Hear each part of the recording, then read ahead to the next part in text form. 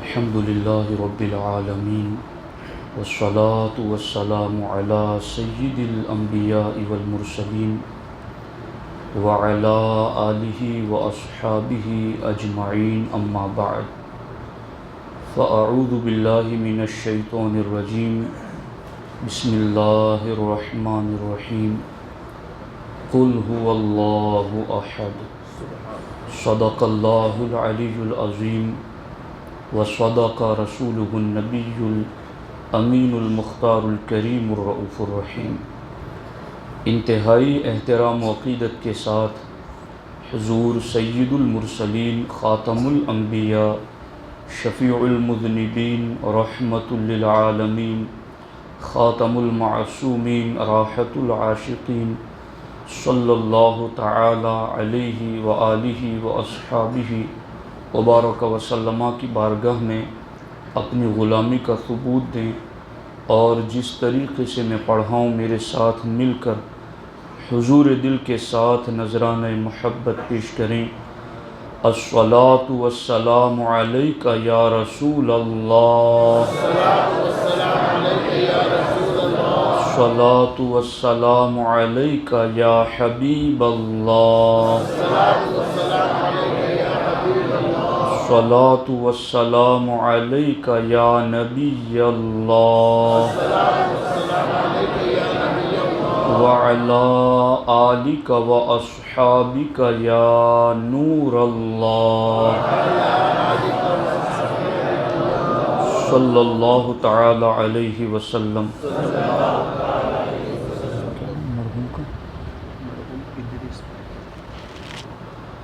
اللہ رب العزت کے فضل و کرم سے میں اور آپ تا قرات کی برکتیں حاصل کرنے کے لیے سنی اجتماع میں شریک ہیں، اور آج جو مجھے عنوان دیا گیا ہے وہ ہے عقیدہ توحید، اور اس پر میں کچھ دیر آپ کے سامنے چند باتیں عرض کرنا چاہوں گا۔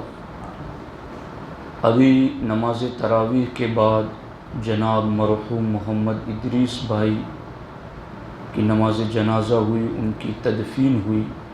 اللہ تبارک و تعالی انہیں غریق رحمت فرمائے، اور شب قدر کے صدقے اللہ ان کے درجات بلند فرمائے۔ دوستان محترم، اہل سنت و جماعت کے نزدیک اللہ تبارک و تعالی کا وجود واجب ہے، یعنی ہم اللہ جل مجدہ الکریم کو واجب الوجود مانتے ہیں، اور واجب الوجود کا معنی یہ ہے کہ اس وجود کے لیے نہ ہونا محال ہو، یعنی اللہ رب العزت ہمیشہ سے ہے اور ہمیشہ رہے گا،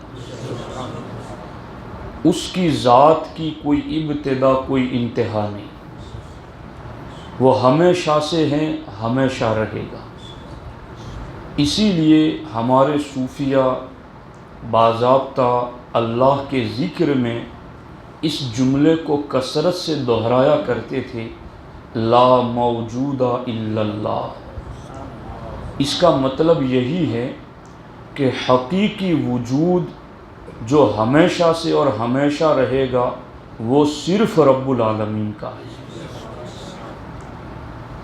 اللہ رب العزت نے اپنے اس ازلی اور ابدی دائمی وجود پر اس کائنات کے ذرے ذرے کو دلیل بنایا ہے۔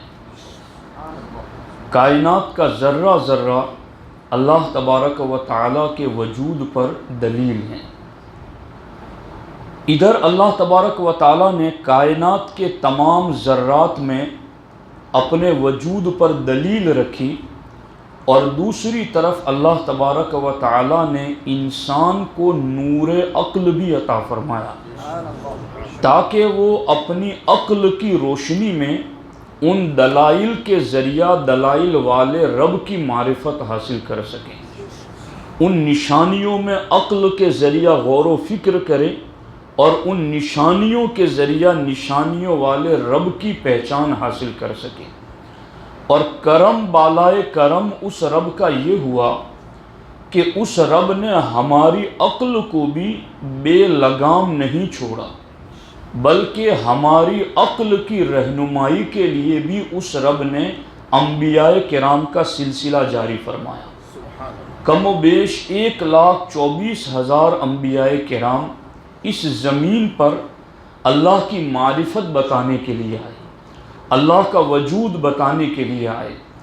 اس رب نے یوں تو اس پوری کائنات کے اندر اپنے وجود پر نشانیاں رکھ چھوڑی ہیں۔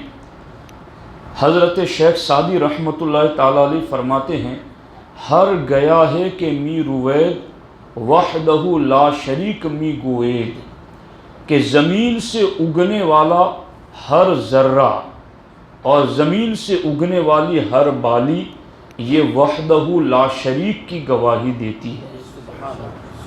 تو اللہ تبارک و تعالی نے آسمان سے لے کر زمین تک، مشرق سے مغرب تک پوری کائنات کے اندر اللہ نے اپنے ایک ہونے پر ان گنت دلائل رکھے، اور صرف یہ نہیں کہ اس کائنات میں دلائل رکھیں، بلکہ انسان کے وجود کو شریعت کی زبان میں ایک عالم صغیر کہا گیا ہے، یعنی پوری دنیا عالم اکبر ہے، بڑا جہان، اور انسان کا وجود چھوٹا جہان ہے۔ اب اللہ نے جہاں اس بڑے جہان میں اپنے وجود پر دلائل رکھے ہیں، وہیں پر اللہ تبارک و تعالی نے انسان کے وجود میں بھی اپنی وحدانیت، اپنی توحید، اپنے یکتا یگانہ ہونے پر دلائل انسان کے وجود میں بھی اللہ نے رکھے ہیں۔ اسی لیے اللہ تعالیٰ فرماتا ہے وَفِي أَنفُسِكُمْ أَفَلَا تُبْصِرُونَ، کہ میں تو تمہارے وجود میں ہوں، تمہاری ذات میں ہوں، تم دیکھتے کیوں نہیں ہو؟ تو آپ غور فرمائیں، توجہ سے بات پوری سمجھنے کی کوشش کرنا۔ اللہ کا وجود واجب ہے، ہمیشہ سے اور ہمیشہ رہے گا، اور اس نے اپنے وجود پر پوری کائنات میں دلائل رکھ دی۔ اللہ نے فرمایا 25ویں پارے میں سَنُرِيهِمْ آيَاتِنَا فِي الْآفَاقِ وَفِي أَنفُسِهِمْ حَتَّى يَتَبَيَّنَ لَهُمْ أَنَّهُ الْحَقُّ، کہ ہم انہیں آفاق میں یعنی پوری دنیا میں، وفی انفسہم اور ان کے وجود میں کیا کریں گے؟ سنوریہم آیاتنا، ہم اپنے وجود کی نشانیاں دکھائیں گے۔ اللہ تعالیٰ کیا فرماتا ہے کہ میں اپنے وجود کی نشانیاں بندوں کو دنیا میں بھی دکھاؤں گا اور ان کے وجود میں بھی دکھاؤں گا، حتیٰ یتبین لہم انہ الحق، یہاں تک کہ ان کے نزدیک واضح ہو جائے گا کہ اللہ حق ہے۔ سبحان اللہ، سبحان اللہ۔ تو اس آیت میں بھی اللہ رب العزت نے اپنے وجود پر، اپنے ہونے پر دو چیزوں کو بطور نشانی ذکر کیا، کائنات کے اندر اور انسانی وجود کے اندر، اور پھر انسانی عقل کو اللہ نے ابھارا، افلا تعقلون، افلا تشہدون، افلا تنظرون، افلا تبصرون، یہ سارے لفظ قرآن میں موجود ہیں۔ اس کا کیا مطلب؟ تم نگاہ بصیرت سے کام کیوں نہیں لیتے؟ تم عقل سے کام کیوں نہیں لیتے؟ تم غور و فکر سے کام کیوں نہیں لیتے؟ تم مشاہدے سے کام کیوں نہیں لیتے؟ ایسی درجنوں آیات قرآن میں موجود ہے۔ پہلے تو اللہ نے کیا فرمایا کہ پوری کائنات میں اور تمہارے وجود میں میرے ایک ہونے پر دلائل ہیں، یہ بتا دیا۔ پھر کہا افلا تعقلون، تم عقل سے کام کیوں نہیں لیتے؟ افلا تبصرون، تم آنکھوں کے نور سے کام کیوں نہیں لیتے؟ افلا تنظرون، تم نظر سے کام کیوں نہیں لیتے؟ افلا تشہدون، تم مشاہدے سے کام کیوں نہیں لیتے؟ افلا تتدبرون، تم تدبر سے کام کیوں نہیں لیتے؟ یہ سارے لفظ قرآن کے اندر اللہ رب العزت نے ذکر فرما کر اپنی قدرت کے دلائل پر غور و فکر کرنے پر ابھارا، برانگیختہ کیا اور مائل کیا۔ لیکن اس کا کتنا کرم ہے، چونکہ وہ رحمان ہے، وہ رحیم ہے، وہ چاہتا ہے کہ اس کے بندوں کو ہدایت ملے اور اس کے بندے ہدایت پر رہے، تو اس رب نے پھر اس عقل کو بھی ہدایت دینے کے لیے نبیوں رسولوں کو بھیجا سبحان اللہ سبحان اللہ کہ میرے بندوں کی عقلیں تنہا کافی نہیں ہیں کہ بڑے بڑے عقل والے وہ ٹھوکر کھا گئے، اللہ کو پہچاننے کے لیے نکلے تو سمندروں کو سجدہ ریز ہو گئے، درختوں کو سجدہ کرنے لگے اور جانوروں کو سجدہ کرنے لگے، پہاڑوں کو سجدہ کرنے لگے۔ تو اللہ نے اس عقل کو بھی بے لگام نہیں چھوڑا، بلکہ اس عقل کی رہنمائی کے لیے اللہ نے ان رسولوں اور نبیوں کو بھیجا جن کا ڈائریکٹ خدا سے رابطہ، سبحان اللہ سبحان اللہ ڈائریکٹ خدا سے رابطہ، وہاں سے لے اور بندوں کو دے۔ اللہ نے اس طریقے سے اپنی معرفت اپنے بندوں تک پہنچائی۔ اب میں آپ کے سامنے دلائل کے جو دو رخ ہیں دونوں پر کچھ باتیں عرض کروں گا کہ آفاق میں جو دلائل ہیں دنیا میں وہ کیا ہیں اللہ کے وجود پر۔ تو اس پر چند دلائل ہیں جس پر آپ توجہ کے ساتھ غور کیجیے۔ حضرت امام شافعی رحمۃ اللہ تعالی علیہ ایک شہتوت کے درخت کے نیچے بیٹھے ہوئے تھے۔ کسی نے امام شافعی رحمۃ اللہ تعالی علیہ سے پوچھا کہ آپ کے نزدیک اللہ کے وجود پر کیا دلیل ہیں؟ تو امام شافعی نے ارشاد فرمایا کہ میرے نزدیک اللہ کے وجود پر اس وقت دلیل یہ شہتوت کا پتا ہے۔ سبحان اللہ سبحان اللہ کہا حضور یہ کیسے؟ کہا اس شہتوت کے پتے کو دیکھو، اگر بکریاں اس کو چریں تو دودھ دیتی ہیں، اگر شہد کی مکھی ان پتوں کو چاٹے تو شہد بنتا ہے، اگر ریشم کا کیڑا ان پتوں کو کھا لے تو اس سے ریشم حاصل ہوتا ہے، سبحان اللہ اور اگر ہرن ان پتوں کو کھا لے تو اس سے مشک پیدا ہوتا ہے۔ سبحان اللہ سبحان اللہ سبحان اللہ شہتوت کا پتا ایک ہی چیز ہے، بے شک اور یہ ہر کوئی جانتا ہوگا یا نہ جانتا ہو تو جان لے کہ طبیعت واحدہ کا تقاضا بھی طبیعت واحدہ ہوتا ہے، یعنی جس چیز کا میٹیریل ایک ہے تو اس سے بنے گی پروڈکٹ تو وہ بھی ایک ہی جیسی ہوگی، کہ اس کی اصل تو ایک ہی جیسی ہوگی۔ تو اب آپ دیکھیے امام شافعی فرماتے اگر شہتوت کے پتے کی طبیعت اگر اس سے صرف دودھ بننا ہوتا تو پھر اس سے شہد کیسے بنتا؟ اس سے ہرن کھاتی تو مشک جیسی خوشبو پیدا کیوں ہوتی؟ اور اس سے ریشم کا کیڑا چاٹتا تو اس سے ریشم کیوں بنتا؟ فرماتے ہیں کہ اگر شہتوت کے پتے سے صرف شہد بننے والی چیز اس کے اندر تھی، یعنی اس پتے کی پتا جو میٹیریل ہے اگر اس میں صرف شہد بنانے والی طاقت ہے تو اس سے ہرن کا نافع جس سے جو مشک خوشبودار ہے وہ کیسے بنا، دودھ کیسے بنا، اور اس سے دوسری چیزیں کیسے بنی؟ تو امام شافعی نے فرمایا کہ ایک چیز ہے شہتوت کا پتا اور اس کو کھانے والے چار ہیں، اور چاروں کے ذریعہ جو پروڈکٹ تیار ہوتی ہیں وہ جدا جدا تیار ہوتی ہیں۔ اس سے پتہ چلا کہ شہتوت کے پتے کی اپنی طبیعت کا کوئی تقاضا نہیں ہے، یہ اللہ واحد کی شان ہے کہ اس پتے کو بکری کے منہ میں ڈال کر کے دودھ پیدا کر دیتا ہے، اور شہد کی مکھی کو چٹوا کر کے اس سے شہد پیدا کر دیتا ہے، ہرن کو کھلا کر کے اس سے خوشبودار مشک پیدا کر دیتا ہے، اور اسی طریقے سے ریشم کے کیڑے کے ذریعہ ریشم پیدا کر دیتا ہے۔ میٹیریل ایک ہیں مگر نتائج اور پروڈکٹ سب کی جدا جدا ہے۔ امام شافعی کہتے ہیں شہتوت کا یہ پتا بتاتا ہے کہ اللہ کا وجود ہے اور وہ وحدہ لا شریک ہے۔ سبحان اللہ سبحان اللہ انہوں نے شہتوت کے پتے سے اللہ کے وجود پر دلیل قائم کی اور لوگوں کی بتائی۔ یہ میں آپ کو بتا رہا ہوں کہ اللہ نے آفاق میں جو نشانیاں رکھی ہیں، درخت کا پتا تو نارمل چیز ہوگی نا، اس سے انہوں نے اللہ کے وجود پر دلیل قائم کی۔ اب میں آپ کے سامنے زرعی پیداوار یعنی کھیتی باڑی کے ذریعہ اللہ کے وجود پر جو دلیل ہیں ایک دلیل صرف آپ کے سامنے رکھتا ہوں۔ ہم جب قبرستان میں قبر کو کھودتے ہیں تو کئی مرتبہ ہمیں ہڈیاں نظر آتی اور کئی مرتبہ وہ بھی نظر نہیں آتی۔ اس لیے کہ مٹی کا کام ہے گلا دینا، ختم کر دینا۔ بڑے بڑے کڑیل جوان طاقتور لوگوں کو اس مٹی نے مٹی میں ملا دیا اور بالکل خاک ہو گئے، پورا وجود ان کا ختم ہو گیا۔ اللہ تبارک و تعالی فرماتا ہے ان اللہ فالق الحب والنوا۔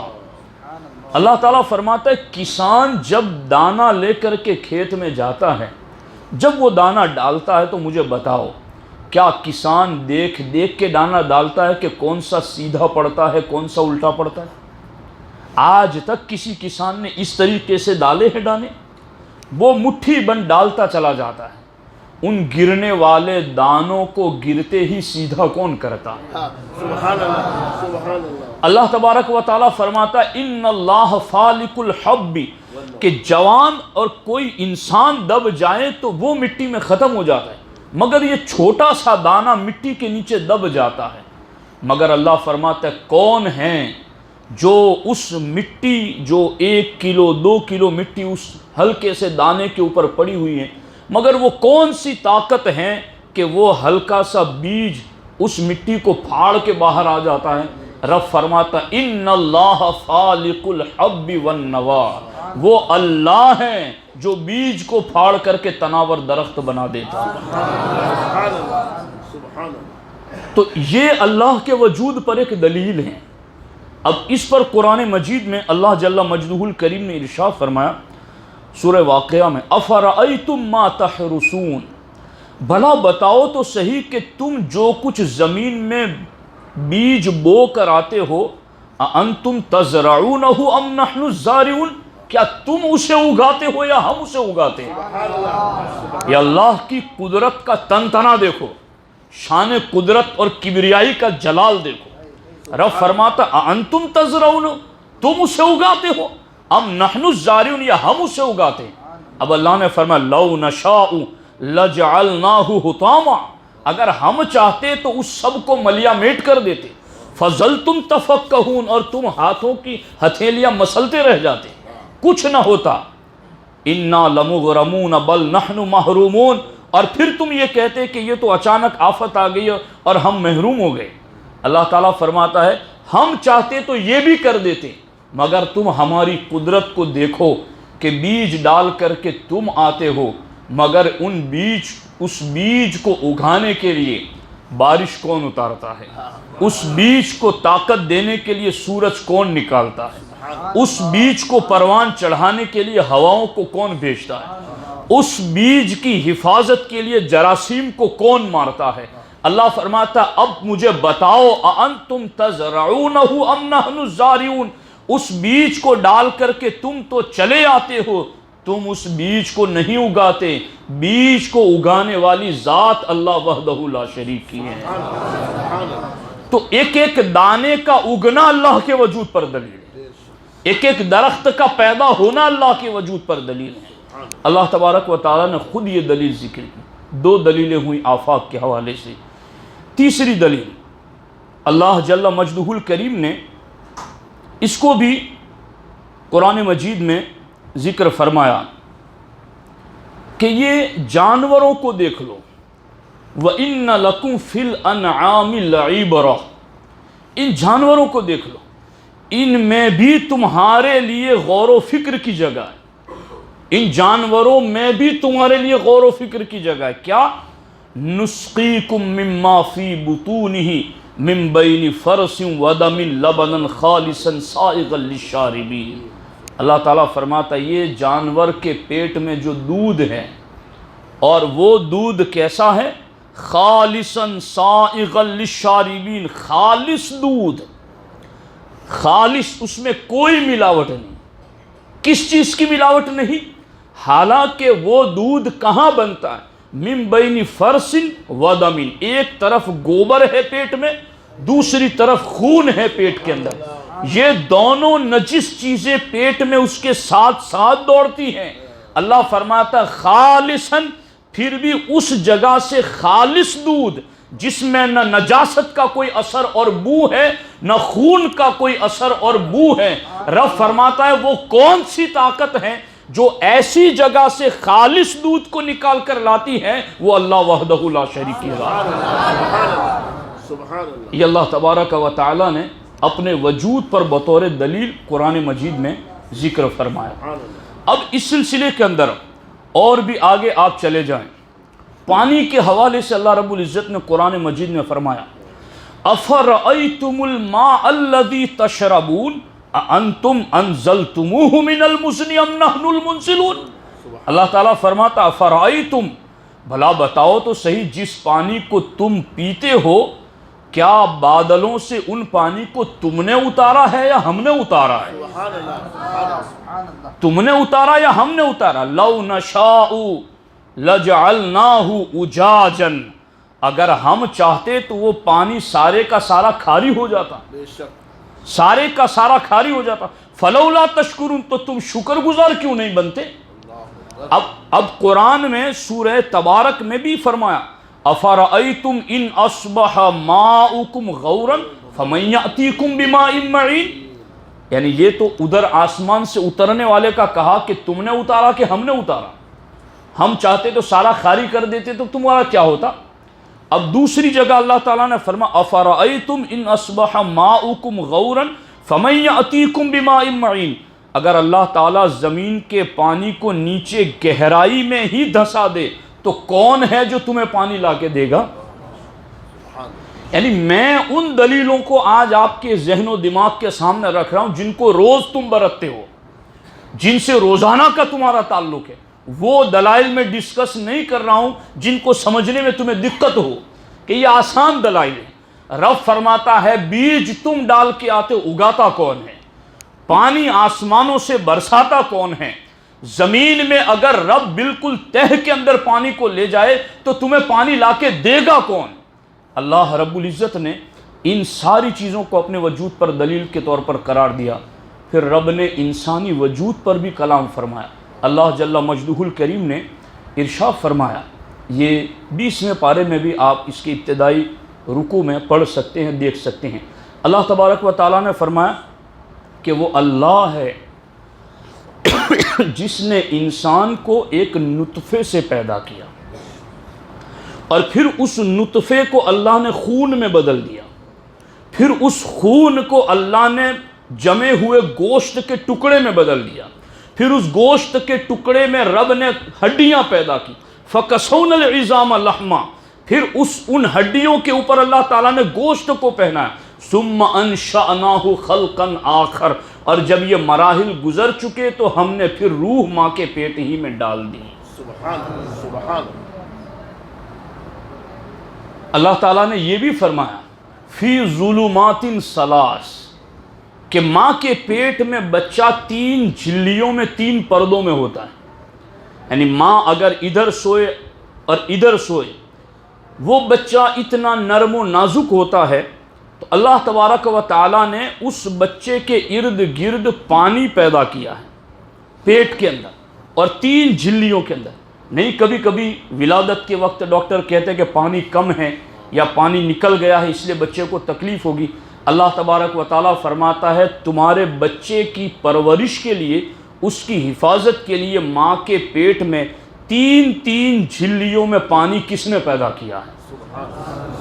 غور کیجیے آپ، یہ ساری چیزیں اللہ کے ایک ہونے پر دلائل ہیں۔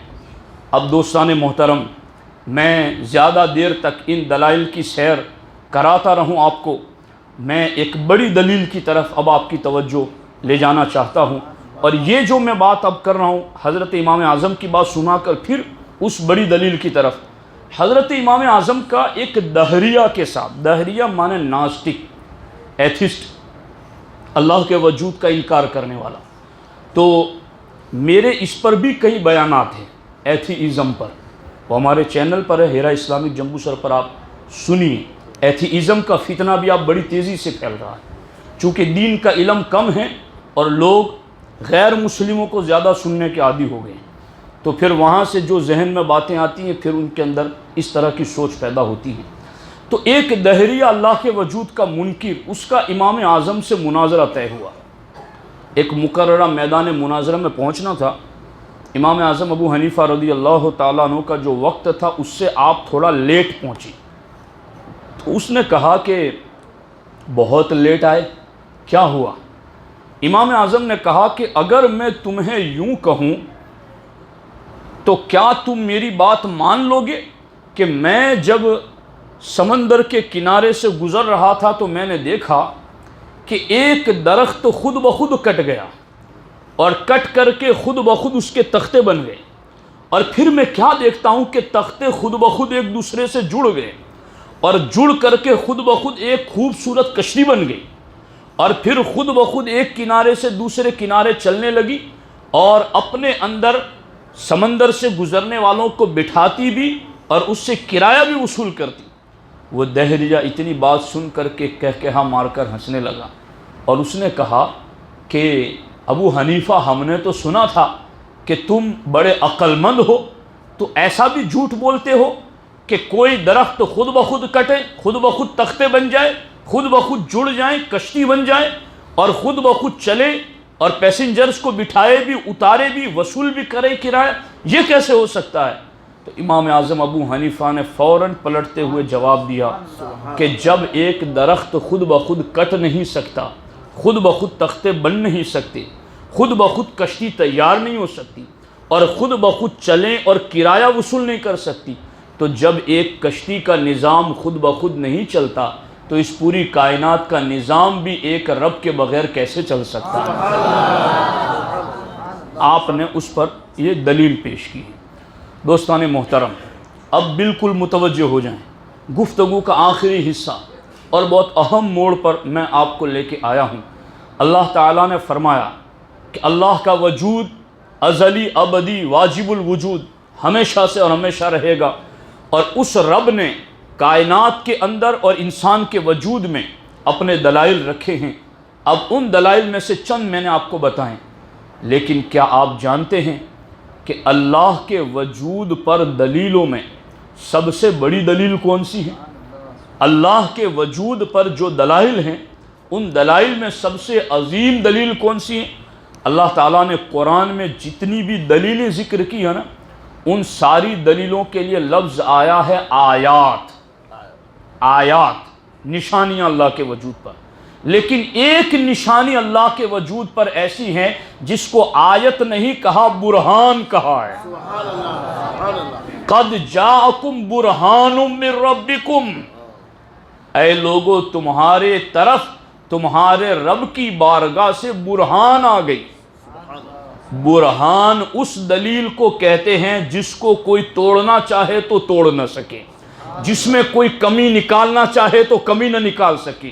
وہ برہان والی دلیل کسے کہتے ہیں؟ وہ برہان والی دلیل ذات مصطفیٰ ہے، وہ ہمارے آقا علیہ السلام کا وجود ہے جو اللہ کے وجود پر دلیل ہے۔ غور کرو، چاند بھی اللہ کے وجود پر دلیل ہے، مگر چاند کو لوگوں نے پوجا تو چاند یہ کہنے کے لیے نہ آیا کہ میں معبود نہیں ہوں۔ سورج کو بھی دلیل بنایا، مگر سورج کو پوجنے والوں نے پوجا تو سورج یہ کہنے کے لیے نہ آیا کہ میں معبود نہیں ہوں۔ سمندر کو بھی دلیل بنایا، سمندر کو لوگوں نے پرستش کی، سجدے کیے تو سمندر نے آج تک کسی کو نہ کہا کہ میں معبود نہیں ہوں۔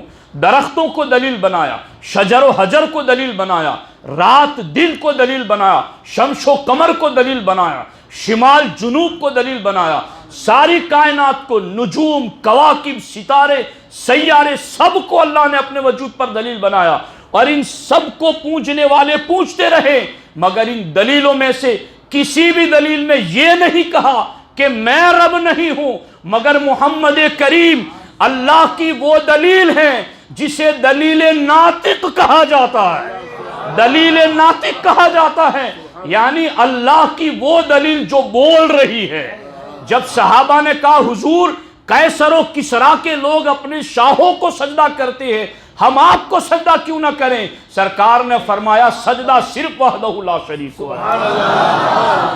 یہ برہان ناطق ہیں، یہ دلیل ناطق ہیں، یہ بولتی ہوئی دلیل ہے، یہ برہان ہے، جس میں برہان کا عربی اعتبار سے ترجمہ دیکھ لیجئے۔ برہان کہتے کہ اس دلیل کو ہے جو سب سے مضبوط ہو، سب سے مضبوط ہو۔ اب سنیوں، عقیدہ ہے توحید کا، اور آپ کو بڑے توحید کے چیمپئن لوگ نظر آئیں گے کہ ہم توحید والے ہیں، ہم توحید والے ہیں، ہم توحید والے ہیں۔ ارے توحید والا وہی ہے جو رسالت والا ہے۔ جس کے پاس رسالت کا عقیدہ نہیں ہے اس کے پاس توحید کا عقیدہ نہیں ہے۔ توحید ہم نے دو طرح کی دیکھی ہے، ایک ابلیس کی توحید، دوسری جبرائیل کی توحید۔ ابلیس کی توحید کیا کہتی ہے؟ اے خدا تجھے مانوں گا، تیری عبادت کروں گا، تجھے سجدے کروں گا۔ اتنے سجدے کیے ابلیس نے کہ زمین پر ایک بالشت کے برابر جگہ ایسی نہ رہے جہاں ابلیس نے سجدہ نہ کیا ہو۔ توحید کا کتنا بڑا چیمپئن اور علم بردار، عبادت عبادت عبادت، سجدہ سجدہ سجدہ، صرف رب کو مانوں، صرف رب کو اتنا ماننے میں آگے بڑھ گیا کہ کہنے لگا کہ یا اللہ تیرے کہنے سے بھی اب تیرے نبی کو نہیں مانوں گا، میں تجھے مانوں گا، بول تجھے کہاں سجدہ کرنا، کتنا سجدہ کرنا۔ رب نے فرمایا اسجد لآدم، تو نے زندگی بھر مجھے تو سجدے کیے، چل جھک جا آدم کی تعظیم میں، چل جھک جا، سر جھکا آدم کی تعظیم میں۔ اس نے کہا یہ تو مجھ سے نہیں ہوگا۔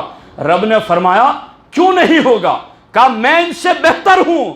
رب نے فرمایا فخرج منہا فإنک رجیم، نکل جا میری جنت سے، تو مردود دھتکارا ہوا ہے۔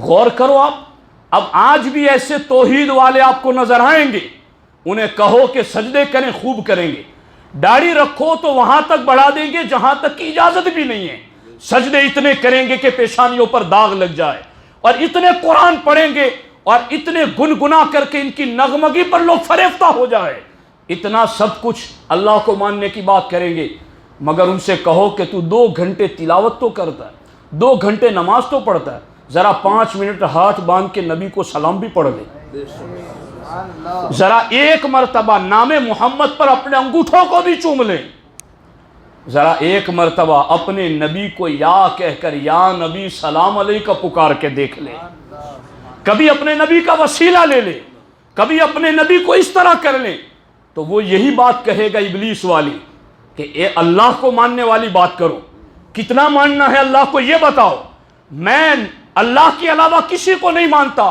تو فیصلے رب نے قرآن میں کر دیے ہیں، جسے ہدایت لینی ہے وہ لے لے۔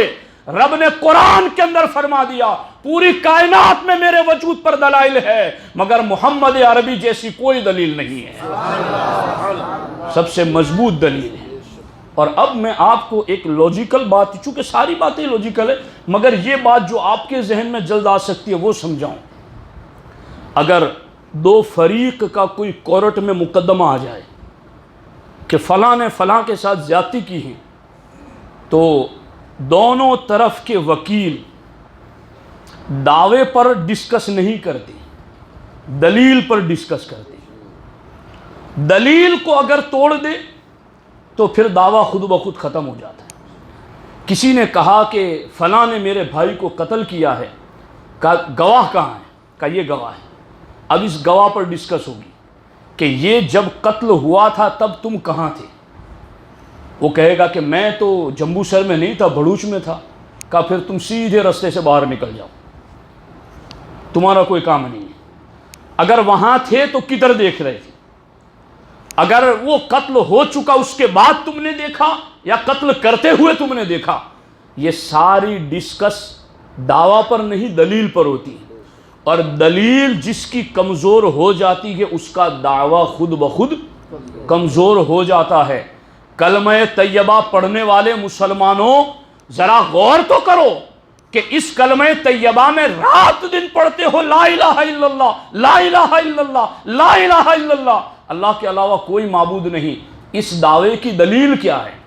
تو دلیل ساتھ ہی میں ہے محمد الرسول اللہ، ساتھ ہی میں دلیل ہے۔ اب اس دلیل کو کوئی یہ مانے کہ اسے پیٹھ پیچھے کی خبر نہیں، اس دلیل کو دیوار کے پیچھے کی خبر نہیں، اس دلیل سے زیادہ شیطان کا علم ہے، یہ دلیل معاذ اللہ مر کر مٹی میں مل گئی ہے، ان کا وسیلہ جائز نہیں، ان سے مدد جائز نہیں، انہیں پکارنا جائز نہیں، ان کا نام پکارنا جائز نہیں۔ یہ ساری چیزیں جائز نہیں. اب اس دلیل کو ہی وہ اتنا کمزور مان رہا ہے اپنے اعتبار سے, تو بتاؤ کہ اس کے دعوے میں کیا رہ گیا. لیکن اے سنیوں, مبارک ہو تمہیں کہ تمہارا دعویٰ اتنا مضبوط ہے کہ تم نے دلیل کو بے مثل و بے مثال مانا ہے. تم نے دلیل کے بارے میں کسی نے پوچھا کہ تم دلیل کو کیسا مانتے ہو, تو ہم کہتے ہیں ہماری دلیل یہ وہ ہیں جنہیں اللہ نے ما کان وما یکون کو سارا علم عطا فرمایا. یہ وہ دلیل ہیں جو دنیاوی حقیقی حصی مادی زندگی کے ساتھ قبر میں جلوہ گر ہے. یہ وہ دلیل ہیں جنہیں رب نے اختیار دیا ہے, تصرف دیا ہے, طاقت و توانائی عطا کی ہے. تو توحید کی باتیں کرنے والوں, توحید بھی اگر مضبوط ہے تو وہ صرف اہل سنت و جماعت کی مضبوط ہے. چونکہ سنی کا دعویٰ اس قدر زیادہ مضبوط ہے کہ اس کی دلیل ہی سب سے زیادہ مضبوط ہے. اس لیے بات سمجھنے والی ہے. اور یہ جو چھوٹی چھوٹی باتوں پر, مزار پر چلا گیا شرک ہو گیا, انگوٹھے چوم لیے شرک ہو گیا, وسیلہ لے لیا شرک ہو گیا, ہاتھ اٹھا لیے شرک ہو گیا, تم نے یہ کیا شرک ہو گیا. غور کرو امت کو کہاں لے جانے کی بات کر رہے ہو. سرکار فرماتے ہیں قیامت کے دن جنتیوں کی 120 صفیں ہوں گی. سمانون منہا من امتی, ان 120 صفوں میں 80 صفیں سرکار فرماتے میری امت کی ہوگی. اگر ان کے شرک کے فتوے مان لیے جائیں تو قیامت کے دن کی 80 صفیں جنتیوں کی بن ہی نہیں سکتی ہے. کیسے بنے گی؟ چونکہ 1400 سال کی اکثریت امت کا اجماع اور جمہور ان باتوں پر عمل کرتا آ رہا ہے جسے آج اہل سنت و جماعت برتتے ہیں. ان باتوں کو اگر شرک کر دیا جائے, امام اعظم کے مزار پر امام شافعی جاتے اور کہتے ہیں مسئلہ سمجھ میں نہیں آتا تو 2 رکعت وہاں پڑھتا ہوں, پھر ابو حنیفہ کے وسیلے سے دعا کرتا ہوں, مسئلہ فوراً حل ہو جاتا ہے. کیا شافعی کے ماننے والے سارے مشرک ہو گئے؟ کیا ابو حنیفہ جن کا وسیلہ لیا گیا وہ سب مشرک ہو گئے؟ تو 80 صفیں جنتیوں کی بنے گی کیسے؟ یہ تو تم امت, جس امت کو اللہ نے سب سے افضل امت بنایا, اس امت کی شان گھٹا رہے ہو. امت کی شان اگر صحیح طریقے پر بیان کرنی ہے تو اسی نظریے پر بیان ہوگی جس نظریے کو نظریہ اہل سنت کہا جاتا ہے. اور سرکار فرماتے واللہ ما اخاف علیکم ان تشرکوا بعدی ولکن اخاف علیکم الدنیا ان تنافسوا فیہا. سرکار فرماتے خدا کی قسم مجھے قیامت تک اپنی امت کے مشرک ہو جانے کا کوئی خطرہ نہیں ہے. میری امت مشرک نہیں ہوگی. آخری امت ہے یار. جب امتیں مشرک ہو جاتی تھی تو دوسری امت آتی تھی, اب یہی مشرک ہو جائے تو اب تو کوئی آنے والی ہی نہیں ہے. تو رب نے اس لیے اسپیشلسٹ اس امت کا ایسا انتظام کیا کہ اس امت کا جمہور ہمیشہ شرک سے محفوظ رہے گا. شرک میں مبتلا نہیں. اور جن چھوٹی چھوٹی باتوں کو ان لوگوں نے توحید کے زام میں آ کر, وہی ابلیس والی توحید, بات یاد رکھنا کچھ آپ کی بھی ذمہ داری. ہم تک تو پہنچتے ہی نہیں ہے جواب لینے کے لیے, نام سن کے بدک کے بھاگ نکلتے ہیں. لیکن آپ تک اگر کوئی پہنچ رہا ہے تو ان سے وہی ابلیس والی توحید بتاؤ کہ تو کس توحید کو مانتا ہے. جبریل نے کہا یا اللہ تجھے بھی خوب سجدے کی, اب تو نے کہا آدم کی تعظیم کریں تو یا اللہ حکم تیرا ہے, تیرے نبی کو بھی ہم جھکنے کو تیار ہیں. تعظیم تو تیرے نبی کی ہو رہی ہے. جی ہم اگر یہ کہیں کہ انگوٹھوں کو چوم لو تو وہ بدک جاتے ہیں, بگڑ جاتے ہیں. ارے کوئی ہمارے نام پر چومنے کے لیے ہم کہتے ہیں. کلمہ جس نبی کا پڑھا ہے آخر چومنا بھی تو انہی کے نام کو ہے. کھڑے ہو کر سلام پڑھنا ہے. اور ان کی قسمت اتنی پھوٹی ہوئی ہے کہ یہ نبی کو کھڑے ہو کے سلام نہیں کریں گے, دنیا داروں کو خوب جھک جھک کے سلام کریں گے. تو اہل سنت و جماعت عقیدہ توحید میں بہت مضبوط ہے. ہمارے دلائل پہاڑوں سے زیادہ مضبوط ہے. اس لیے کہ ہم جو دعویٰ رکھتے ہیں کہ اللہ ایک ہیں, اس ایک کی جو دلیل ہے نا, وہ دلائل تو بہت سارے ہیں, مگر ان دلائل میں سب سے بڑی دلیل ہمارے آقا علیہ السلام کی ذات ہے. اس دلیل کو جیسی مضبوط ماننی چاہیے ویسی مضبوط دنیا میں صرف سنی مانتا ہے. سبحان اللہ. اس لیے عقیدہ توحید بھی ہمارا ہی سب سے زیادہ مضبوط. اگر آپ لوگ بیٹھے تو میں ایک دلیل اور عرض کر دوں, توجہ سے سنیے. ہمارے آقا علیہ الصلوۃ والسلام نے فاران کی چوٹی سے جب پہلی مرتبہ اعلان نبوت فرمایا, لوگوں آ جاؤ میرے پاس. اب سرکار پہاڑ کی چوٹی پر اوپر تھے, سارے لوگ نیچے کھڑے تھے. اللہ کے رسول علیہ السلام نے فرمایا کہ مجھے یہ بتاؤ, اگر میں یہ کہوں کہ پہاڑ کے اس طرف ایک لشکر ہیں جو تم پر حملہ کرنا چاہتا ہے, تو اے قریش کے لوگوں کیا تم اس بات کو مانو گے؟ تو چونکہ حضور اتنی بلندی پر کھڑے تھے کہ حضور کو دونوں طرف نظر آ رہا تھا. خواص اس برزخ کبریٰ میں ہے حرف مشدد کا. لہذا فرماتے تشدید والے حرف کی یہ خصوصیت ہوتی ہے, وہ اگلے سے بھی ملا ہوتا ہے, پچھلے سے بھی ملا ہوتا ہے. جی سرکار فرماتے میں ایسی بلند جگہ پر کھڑا ہوں جہاں سے مجھے تم بھی نظر آ رہے ہو اور جسے تم نہیں دیکھتے مجھے وہ بھی نظر آ رہا ہے.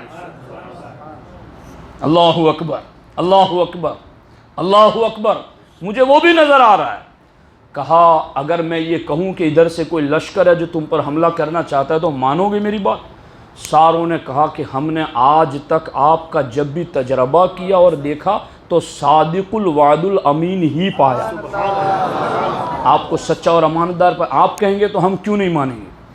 سرکار نے فرمایا جب میرے کہے سے بن دیکھے تم لشکر کو مانتے ہو تو میرے کہے پر بن دیکھے تم وحدہ لا شریک کو بھی مان لو. تو اب لوگوں نے دلیل مانگی. دلیل کیا ہے؟ دیکھو سب سے بڑی دلیل اللہ کے وجود پر. جب دلیل مانگی تو قرآن کی آیت نازل ہوئی. محبوب آپ فرما دے فقد لبثت فیکم عمرا من قبلی. سبحان اللہ. انہیں بتا دو اللہ کے وجود پر اور ایک ہونے پر دلیل مانگتے ہو. محبوب آپ کہہ دو فقد لبثت فیکم عمرا من قبلی, آج سے پہلے کی میری 40 سالہ زندگی کا ہر سیکنڈ اس پر دلیل ہے. سبحان اللہ. سبحان اللہ. سبحان اللہ. اللہ نے قرآن میں آیت نازل فرما کر کہا محبوب کہہ دو کہ آپ کی زندگی کا ہر لمحہ دلیل ہے. تو یہ ہے اللہ کے وجود پر دلیل. دوستان محترم, اس لیے عقیدہ توحید اہل سنت و جماعت کا خوب پختہ اور مضبوط ہے. بس ضرورت یہ ہے کہ ہمارے اندر عمل کی بھی بیداری آئے. ہم جس طریقے سے ماہ رمضان کی طاق راتوں میں آپ بڑی تعداد میں آتے ہیں, اسی طریقے سے باقی 11 مہینے بھی آپ مسجدوں کو آباد رکھیں, 5 وقت کی نماز پڑھیں اور سنی صحیح العقیدہ امام کے پیچھے نمازوں کی پابندیاں کریں, اپنے اوراد و وظائف پڑھیں اور باقی قرآن کی تلاوت اور باقی اعمال صالحہ بھی آپ ضرور کرتے رہیں تاکہ اس عقیدہ توحید کو مزید پانی ملتا رہے اور اس کی خوشبو سے ایک جہان معطر اور منور ہوتا رہے. اللہ کریم کی بارگاہ میں دعا ہے اللہ جل مجدہ الکریم مجھے آپ کو سب کو عقیدہ توحید و رسالت پر خوب مضبوطی عطا فرمائے. انشاءاللہ الرحمن ابھی مختصر ذکر ہوگا اور اس کے بعد دعا بھی ہوگی. آپ تمامی حضرات اپنی اپنی جگہوں پر اپنی اپنی جگہوں پر ضرور تشریف رکھیں. ہمارے حافظ مشتاق صاحب کہہ رہے ہیں کہ آپ نوری تربیتی سینٹر کا کچھ تعارف کرا دیں. تو حالانکہ آپ لوگ جانتے ہی ہوں گے لیکن شاید بہت عرصہ لمبا ہو گیا کہ آپ لوگوں سے ملاقات نہیں ہو پاتی ہے, اس لیے بہت سارے لوگوں کو پتہ نہیں ہے کہ نوری تربیتی سینٹر کیا خدمات انجام دے رہا ہے. میں اس کی مختصر بات آپ کے سامنے یوں رکھوں کہ صبح کے جو مدرسے چلتے ہیں بچوں کے, ایسے 11 مدرسے نوری تربیتی سینٹر کے ماتحت چلتے ہیں. جن مدرسوں میں مدرسین کی پوری تنخواہ نوری تربیتی سینٹر سے پہنچتی ہیں اور 5 مسجدیں مکمل نوری تربیتی سینٹر کے ماتحت چلتی ہیں. مسجد عائشہ فیضان نوری عبادت گاہ توکل سوسائٹی میں, کہانوا میں مسجد عمر, سیکھو وگاہ میں فیضان حافظ ملت عبادت گاہ اور وادیلہ کے اندر مدینہ مسجد. یہ 5 مسجدوں میں اماموں کی پوری تنخواہ نوری تربیتی سینٹر کے ذریعہ پہنچتی ہیں. وہاں کے مدرسین کی سالانہ امتحان بھی ہوتے ہیں, بچوں کے انعامات بھی دیے جاتے ہیں. اور اس کے علاوہ گزشتہ سال ہم نے یہ کوشش کی کہ بچیوں کے لیے مبلغہ کورس شروع کیے جائیں، چونکہ آپ دیکھ رہے ہیں کہ ہماری بچیاں لا علمی کی وجہ سے غیروں کے پھندے میں جلد آ جاتی ہیں۔ تو ہم نے یہ اہتمام کیا کہ گاؤں میں جو مدرسے چلتے ہیں وہ 10 بجے تک ہی استعمال ہوتے ہیں، باقی وہ پورا دن رات بند رہتے ہیں۔ تو ہم نے ایسی جگہ 2 جگہ بات کی، ایک بڑودہ ترسالی میں، تو وہاں پر 2 سالہ مبلغہ کورس میں 32 بچیاں پڑھ رہی ہیں، سبحان اللہ، اور ڈابا جو ہمارے قریب ہیں وہاں بھی ہم نے گزشتہ سال یہ شروع کیا ہے، تو وہاں 7 بچیاں مبلغہ کورس پڑھ رہی ہیں، اور انشاءاللہ ہمارا مستقبل میں بھی پلان ہے کہ ہم ایسے مبلغہ کورس جگہ جگہ پر قائم کریں، اور اس کے ذریعہ اہل اسلام کی بچیوں کے عقائد و نظریات اور ان کے معمولات کی حفاظت ہو سکے۔ پورا سلیبس اور نظام میں نے ترتیب دیا ہے کہ جس میں نے 5 مہینے کے بعد بڑودہ ترسالی میں بچیوں کا جو ہفتہ واری ان کا پروگرام ہوتا ہے بزم، اس میں وزٹ کی تھی، تو میں نے دیکھا کہ بچیاں جو تقریر کر رہی ہیں، نعت پڑھ رہی ہیں، مجھے ایسا لگا کہ کوئی منجھی ہوئی عالمہ تقریر کر رہی ہے، تو ان کا مستقبل ہمیں بہت روشن اور بہت اچھا لگتا ہے۔ تو وہاں بھی پوری تنخواہ اور پورا نظام دونوں جگہ ہم نے قائم کیا ہے، اور ایسے مبلغہ کورس اور بھی جگہ ہمارے قائم کرنے کا ارادہ ہے۔ اور یہ پورا سسٹم جو علماء لے کے چلتے ہیں، 20 عالم ہیں اور 5 معلمہ ہیں، اور یہ سب کے سب اس نظام کو لے کر کے چلتے ہیں، اور اس کی 1 مہینے کی صرف سیلری 1.5 لاکھ روپے ہیں، اور ایسا کام ہر سال ہم بڑھاتے چلے جاتے ہیں۔ آپ کے سامنے اس لیے عرض کیا ہے تاکہ آپ اپنی مخصوص دعاؤں میں نوری تربیتی سینٹر کی ترقی کے لیے بھی دعا کریں کہ اللہ تبارک و تعالی ہمیں اخلاص نصیب فرمائے، اور اللہ تبارک و تعالی ہمیں ان دینی کاموں کے سلسلے میں استقامت بھی نصیب فرمائے۔ جی، ہمارے عارف بھائی ہر سال یہ اعلان کی درخواست مجھے دیتے ہیں، اور یہ الحمدللہ ہونا چاہیے۔ آپ جانتے ہیں ہمارے حافظ مشتاق صاحب کی خدمات اس مسجد میں، مدرسے میں کافی سالوں سے ہیں، اور الحمدللہ پورا سسٹم سنبھال کر رکھتے ہیں، محنت کرتے ہیں رات دن۔ تو ماہ رمضان ایک ایسا مہینہ آتا ہے جس میں ہم اپنی طرف سے اللہ کی راہ میں خوب خرچ کرتے ہیں، تو ہمیں اپنی مسجد کے پیش امام کا بھرپور خیال رکھنا چاہیے۔ تو میری آپ سے درخواست ہے کہ آنے والے دنوں میں آپ قبلہ امام صاحب کا ضرور خیال رکھیں، اور اپنی عطیات سے، تحائف سے ان کو ضرور نوازتے رہیں۔ اللہ تبارک و تعالی ہمارے تمام علماء کی خدمات کو اپنی بارگاہ میں قبول فرمائے، اور اللہ تبارک و تعالی خوب برکتوں سے مالا مال فرمائے۔ السلام علیکم ورحمۃ اللہ وبرکاتہ۔